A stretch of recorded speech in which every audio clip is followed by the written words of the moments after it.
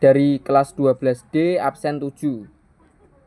Di sini saya akan mempresentasikan apa yang sudah saya buat, materi yang sudah saya buat, yaitu tentang Kongregasi Sang Penebus Maha Kudus, atau nama lainnya yaitu Congregatio Sanctissimi Redemptoris, atau biasa bisa disingkat dengan CSSR. Yang kedua, kita masuk ke definisi. Definisi dari Congregatio Sang Penebus Maha Kudus, Congregatio Sanctissimi Redemptoris, atau biasa disebut CSSR, adalah suatu tarekat awam atau kontemplatif aktif dalam gereja Katolik yang didirikan oleh Santo Alfonso Maria de Liguori pada abad ke-18. Tujuan utama mereka adalah pelayanan redemptoris melalui karya-karya pengajaran, karya pastoral, dan juga pelayanan kepada umat miskin serta kaum terpinggirkan.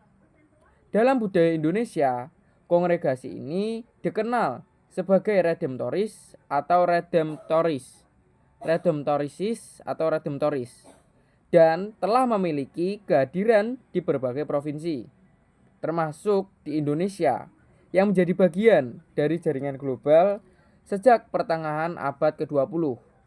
Makna publik yang luas dari CSSR sendiri yaitu pewartaan Injil melalui belas kasih dan juga kerja keras di lapangan maksiat maupun di komunitas-komunitas lokal.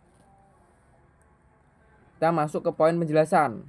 CSSR sendiri yaitu tarekat religius Katolik yang berkomitmen pada misi penebusan melalui pewartaan, pendidikan, dan pelayanan sosial dengan semangat hidup berkebangsaan rohani yang berlandaskan pada teladan Yesus Kristus sebagai penebus. Mereka biasanya mengembangkan karya-karya pastoral, pengajaran, teologi, dan juga filsafat, serta pelayanan kepada orang miskin dan juga korban ketidakberdayaan. Struktur organisasi internasional mencakup beberapa provinsi, yaitu subprovinsi dan juga daerah misi di berbagai negara. Di Indonesia juga, jejak CSSR dimulai sejak tahun 1957 ketika para misionaris dari wilayah kolon Jerman datang untuk membentuk karya pastoral dan juga umat Katolik, khususnya di wilayah-wilayah timur Indonesia, dengan pembinaan rohani dan juga pelaksanaan karya apostolik yang relevan dengan konteks lokal. Lalu kita masuk ke poin sejarah.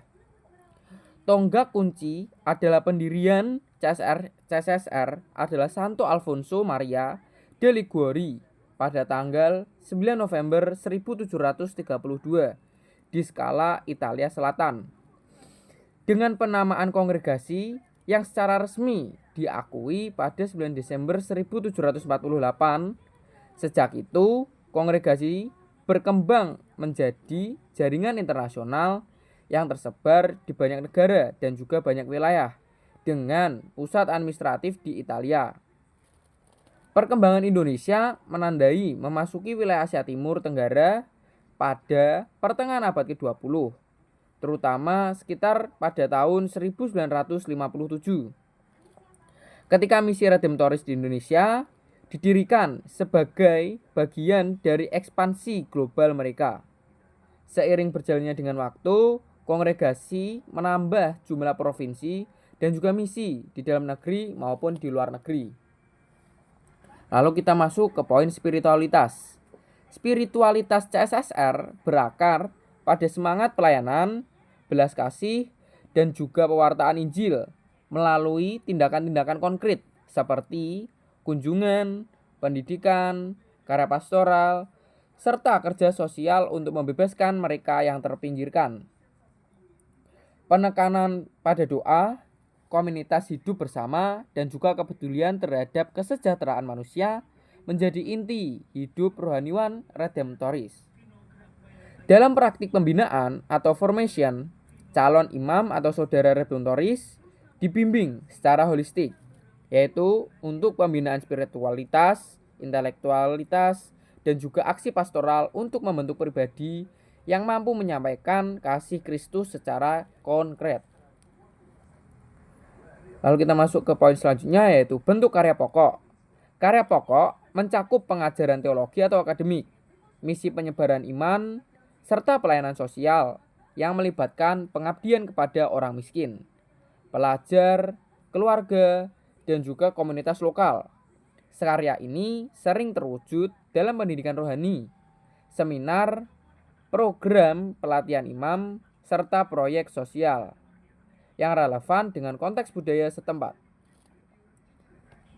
Secara historis, formasi para anggotanya menekankan pembinaan dasar yang meliputi aspek rohani, intelektual, dan juga praktis untuk menyiapkan mereka dalam tugas pastoral di tingkat lokal maupun internasional.